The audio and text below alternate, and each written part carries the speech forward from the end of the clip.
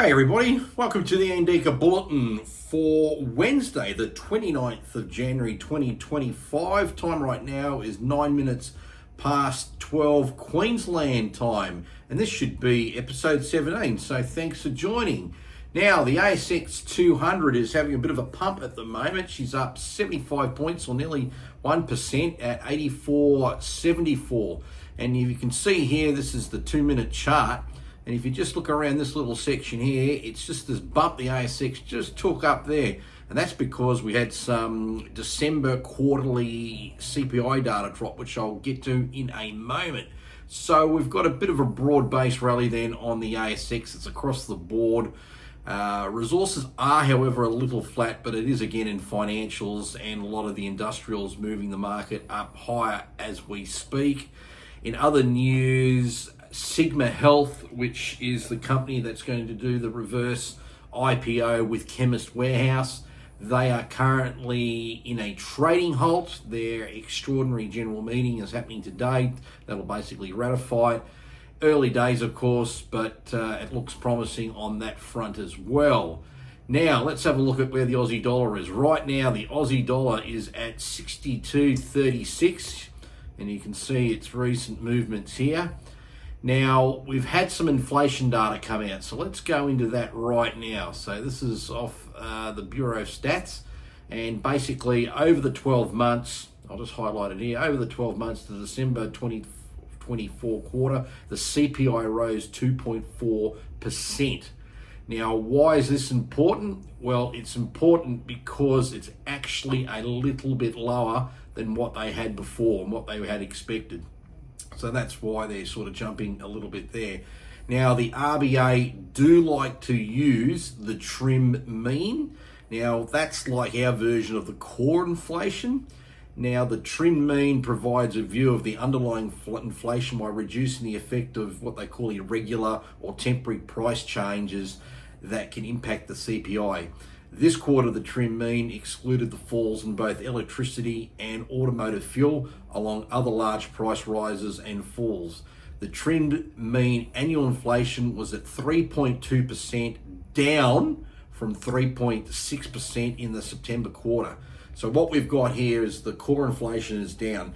Now that's got the market thinking, hey, we're going to get a rate cut. Now the RBA is not due to meet, I think it's until FEB25. I'll get that date confirmed in a moment. But one part of me says the RBA has a band between 2 and 3%, and if the core's still at 3.2, it is outside that band. But the annual inflation, so the headline was 2.4% in the December quarter, and that was down from 2.8% in the September quarter. So I can tell you what's definitely going to be happening. You're going to have Grim Jim from the Labor Party, our treasurer, be crowing, oh, got to cut, got to cut, got to cut. I mean, if they do cut, I can tell you what's definitely going to happen. We're going off to a federal election. That's what's definitely going to happen in that respect there. I'd just like to show you some also, just some of the data that they, collate here as well. There's a lot here. I won't go into a lot of depth, but I like this chart here, which is the energy bills. So energy bill relief fund rebates reduce electrical bills. Well, no kidding. So electricity prices fell 9.9% in the December quarter, and they were 25% down in the past 12 months. But if you go down here and look at this particular chart, this is what's really interesting. This is including the beginning of the rebates. So I'll just get the cursor off there now. I'll just scroll it just a bit more so we can see it a bit better. And that's in June 2023. Then we've had all these various rebates come through, and then that's what's acknowledged by the government relief, and plus what we've had here in Queensland, because certain states did additional relief. But what you need to look at here is when they ignore that relief, and you actually go and see where electricity prices actually have been to, and we go to the most current data, they're actually up 15.6%. And that is going from, June 23 to where we are now. So that is a period of 18 months.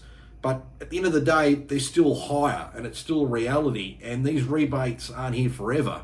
So what happens when the rebates are no longer there? What's going to happen to inflation then? Just saying. Now, we also have this very handy website. It's called the RBA Rate Tracker.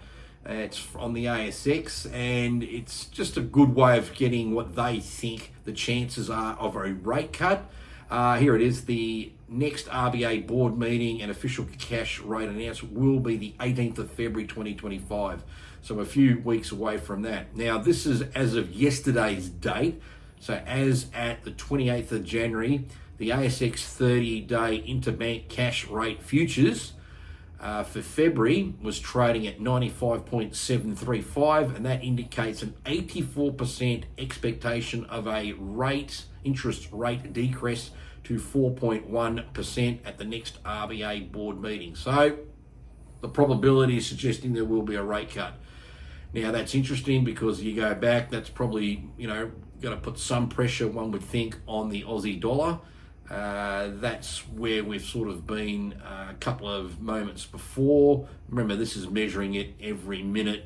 If we cycle out and look at it over the last 5 days, you can still clearly see the trend there of the Aussie dollar is still low, and we move out into a few other periods here as well. You can see that there, after we did have a little bit of period running up, I still think we're going to go lower, because if we cut interest rates, there's less demand for our dollars, because if there's no need to invest in our interest rates, and American interest rates will obviously then be higher, that's going to put some pressure on us there.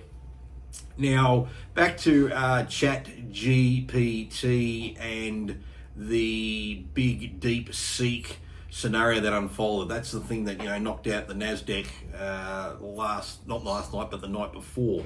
And we can go back here and see that the Nasdaq actually bounced up last night about 1.5%, and that was probably expected, because a few people now are starting to realize that the Chinese deep seek might be not as great as it's all cracked up to be.